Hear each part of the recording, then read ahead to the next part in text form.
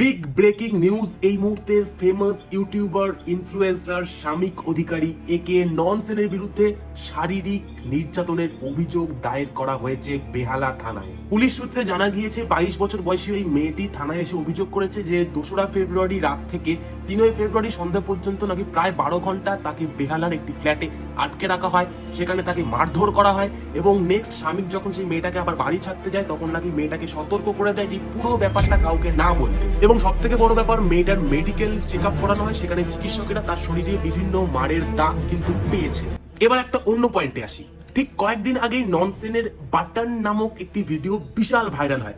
তুমি প্রত্যেকে সেই ভিডিওটা দেখেছি। বর্তমান ওয়েস্ট বেঙ্গলের কন্ডিশন নিয়ে পুরো একটা ভিডিও ছিল ওটা। মনে আছে ভোটটা আগে দিতে হবে?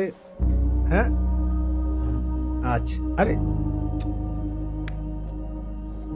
জয় বাংলা বলতে পারবেন তো কাকে দেবে ভোটটা? তিতি, আরজিকর কাণ্ড, টেট কাণ্ড, চাকরি হারাদের আর্তনাদ, এই সমস্ত কিছু ছিল ওই ভিডিওটাতে। বাস ভিডিওটা ভাইরাল হওয়ার সাথে সাথেই তার বিরুদ্ধে ওপর মহল থেকে বিভিন্ন অ্যালিগেশন আসা শুরু হয় এবং তার সাথে সাথেই পাবলিকের দেওয়া ভোটের কারণে content creator of the year award পায় ননসেন।